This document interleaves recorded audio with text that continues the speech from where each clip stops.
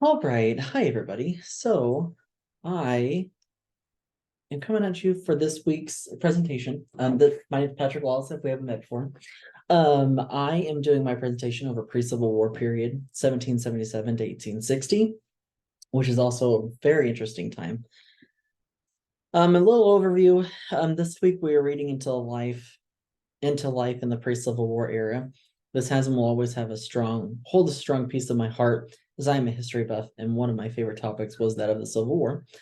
I know these presentations don't give us a lot of room to discuss everything in the reading. However, I will do my best to go over what I found to be interesting and hope this sparks a good conversation in the discussion forum. So first, we kind of get into growth and migration. Through time, many considered age to be important to status in the community. Many men and women would be chosen to sit in the front rows of public forum meetings. Now, of course, this being men before women. This all depended on their age. So a lot of people back then, it says, were about 65, 65 to 70. Many families were populating quickly, and with disease, also losing many family members in the process. The median age, however, at the beginning, so about 1777, was about 16. Now, when we hit 1860, this changed to about 20 years of age. So that is quite a big jump, even just 4 years.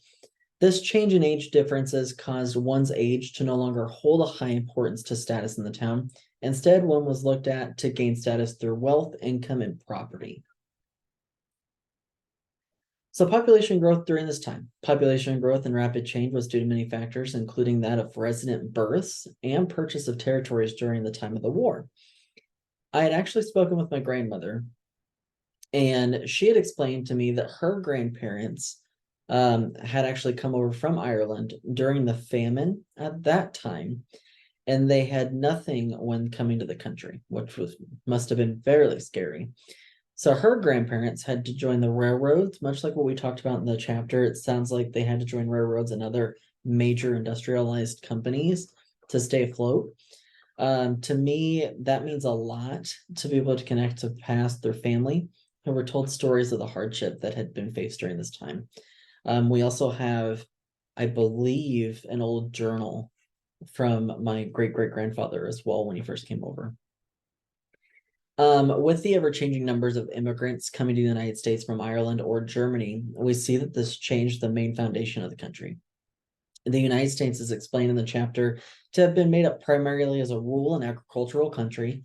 These sudden changes and additions of many new immigrants caused changes in government and society, turning things more urban with expansion of cities to accommodate new residents at this time. Religion was also a big change with new immigrants coming to the United States. New religions such as Catholicism and many forms of Christianity reshaped the look of America's religious landscape from what was previously put in place. This was seen as a new emerging form of religious liberalism and had been a way for people to reject what was currently put in place in communities for religious beliefs. Even today, we see many, if not all of these, still being practiced in many communities, and maybe even some new religions as well.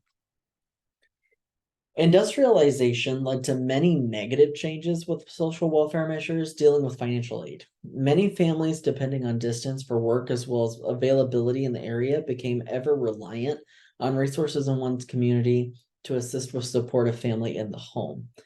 Many families even found it more difficult when they were not mentally or physically able to move out west to gain more opportunity in those areas that had not yet been used at this time.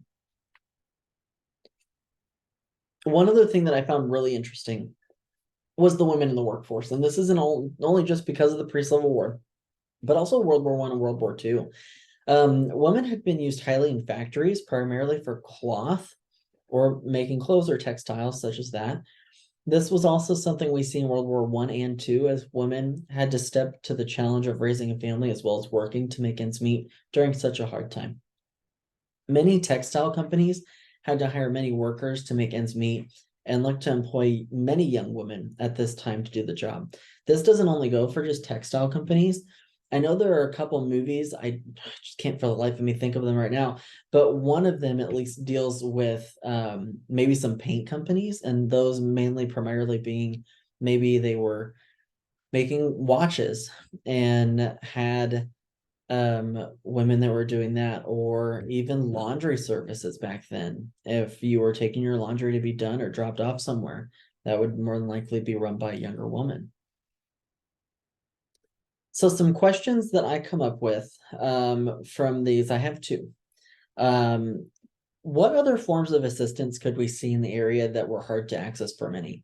I know that financial aid is just one, but there, in my opinion, must have been hundreds, if not maybe less than that, possibly, of things that they struggled with back then, especially being new immigrants to the country. Also, what made it difficult for many families to go out west outside of physical and mental status in a community? Did funds have to do with it, which I'm guessing many probably felt that way, or maybe food that they'd be able to take along with them, things like that. But anyway, that is all I have here.